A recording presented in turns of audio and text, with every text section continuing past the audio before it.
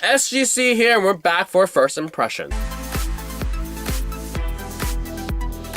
Samurai Gourmet Season 1, Episode 1. So this is a Netflix original series, and it stars Naoto Takenaka. I love him. He's just amazing. Like, I don't even know who the equivalent of him in Hollywood is.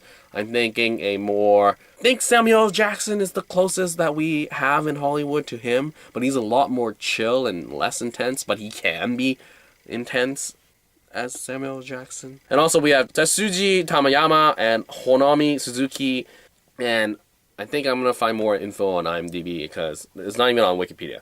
But anyway, so this series is about a recent retiree who rediscovers his passion for food and life by getting in touch with his inner warrior and eating what he truly desires. So basically the dude is a 60-year-old retiree, and as the first episode, it really establishes that he's like, oh my goodness, I gotta settle into my retired life. And I really love that.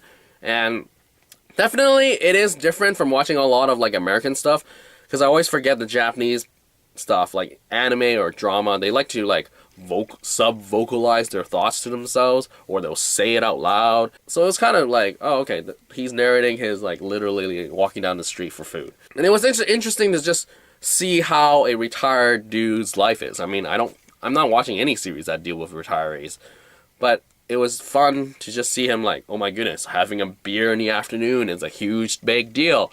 And that's when the samurai stuff showed up.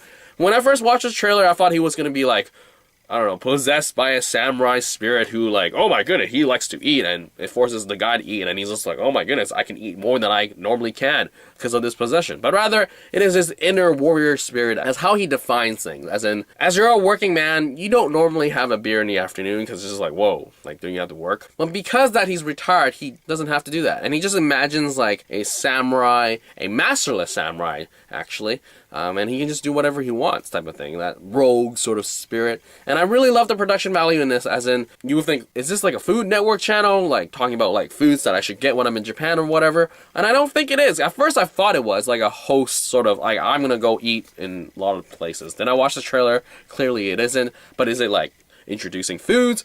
But rather it's just like, it does showcase sort of when the meal is being prepped. There's a lot more like shots in there in the kitchen type of thing, and I enjoyed that. Seriously, don't watch this on an empty stomach because that's going to bother you. Anyway, production value. So yeah, there's like the emphasis on the kitchen, but then when he sort of imagined a samurai like ordering beer or sake in the middle of the afternoon, it became all feudal Japan. Like the old dude, Takashi, is it Takashi? Yeah, Takashi was just sitting in his like sort of like contemporary attire, but everyone else in the shop all of a sudden became like feudal Japan. It was really great, and I really loved that sort of charm to it. So overall, I enjoyed it. I mean, him like really going, yeah, beer in the afternoon was such a like overwhelming victory against his sort of like his salaryman days. It's just like, yes, I don't know, after how many years of working, I can finally take a break. And then at the end, he chills out with his wife, and she's like, oh, I'm kind of tipsy from having wine at lunch. That was kind of a nice sort of twist. And I ruined it for you, but it's not really a twist. But overall, I mean, I enjoyed it. First of all, I am like biased because I like Takenaka. I mean, he just carries himself really well. His voice acting, like for his sub-vocalizations, really work. Like, it's so convincing. It's just a lot of umph. He's a very charming man, and I enjoy that. I mean, just for him, I could just watch the whole thing. I mean, if he did a Food Network channel, I would just watch it for him type of thing. So I'm super biased. So yeah, if you have never watched anything in terms of like Japanese anime or dramas, and you just saw this on Netflix, do give it a try, but, you know, forewarning is that the self-vocalization of thoughts and narrative is a thing that is not in American TV. So there's that thing. I think it helps if you know sort of the culture, as in like why that beard signifies so much more than just a drink. But overall, I mean, I enjoyed the first episode. I can't wait to like fly through the rest of the 12 or 11 now. So yeah, I enjoyed it. Fun stuff. Good production value. I really wonder where it's going to go, because from the trailer it looks like he goes to different places, and he goes into circumstances where he's like, oh man, what am I gonna do now?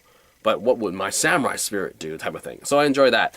So looking forward to that. Wonder what kind of situation he gets himself into, and definitely just a, you know, nice break from everything. It's not heavily like drama. That's the thing that's kind of cool. It's not a drama. Like, there's no kids involved, there's no actual narrative, but rather he's just chilling out. So I really hope it keeps with the whole, I'm just going out for lunch, or I'm gonna go check out that place because it sounds good, or I read it in the newspaper, I'm gonna go check it out, type of thing, versus like dealing with more and more of his stress. Actually, I'm okay with that. But the emphasis is on food here, gourmet, so that's great. So anyway, I enjoyed it, go watch it, check it out. Takenaka's great. Anyway, that is it for this first impression of Samurai Gourmet, Season 1, Episode 1. Later.